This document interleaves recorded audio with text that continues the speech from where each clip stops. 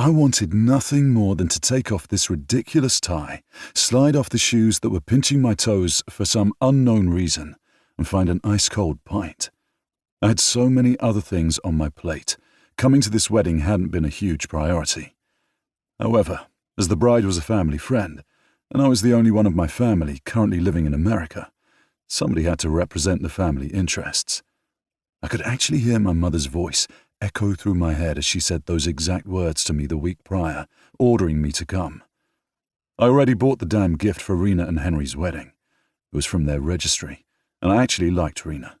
I never met Henry before, but Rena was a good friend when we were kids living in London.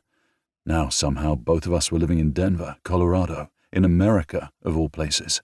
However, life had a way of derailing your plans and throwing you into a life that you never thought possible. Before I was forced to move here, I thought Colorado was full of snow, maybe some nice temperate weather days, but I was wrong. Apparently, one could go through all the seasons in one day. It was a little chilly that morning and felt nice on my skin. It reminded me of home.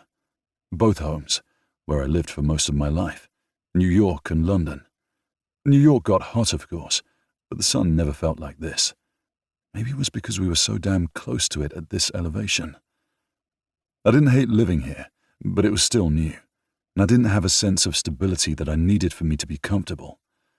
As it was, I was spending my one free Saturday at the wedding of a woman I hadn't seen in near to a decade, just to please my family. I hadn't done enough of that in the past, so I supposed I should probably remember why I said yes to this thing in the first place. I was just so tired of changes. "Hey, groom side or bride side?" A man with flaming red hair and a bright grin asked. He had on the grey tuxedo the wedding party wore, along with the candy-pink accessories that did horrible things with his hair. I'm sure the pink and grey colouring worked with nearly everyone else, but as a fellow ginger, I empathized with him that no one thought about what a redhead would look like in the wedding colours. Not that it mattered. This was Rena's day, and probably her husband's as well. "Brides," I finally answered. "Okay, cool. I'll go show you where you need to sit. How long have you known Rena?" I knew I was being hit on, and I was hitting right back. I was perfectly fine with what was happening because this was fun. I didn't get to have fun these days, according to my family members and coworkers. They enjoyed explaining to me that I needed more of a life than just work, girl time, and staying at home alone with my cheese board and glass of wine. Apparently, that wasn't a life. Hugh slid his hand over my hip, slightly lower than I normally would have allowed, as we danced around the ballroom. I'm sure someone said something to me, something about congratulating me for being the next in line for a wedding because I caught the bouquet, but I ignored them. "Why do I feel like your attention isn't on me, but on whatever is going on in that head of yours?" Hugh murmured. There was just something about that accent of his. Give me a man with a British accent, and I swooned.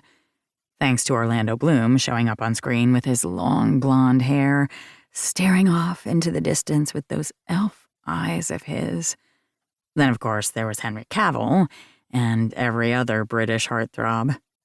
It was definitely a problem. I had to remind myself that we were in public, and while this was fun, and he sure knew how to dance, this was just two people enjoying ourselves. "Again, you're not paying attention to me." He squeezed my hip, then took my hand and twirled me. I laughed, grateful for the dancing lessons I took when I was younger.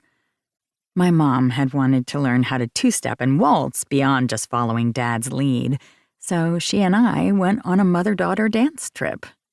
It had been a blast, and really cemented us as mom and kid, rather than stepmom and kid. My mother had always been in my life, even when she was just my dad's friend. I used to call her Aunt Adrian.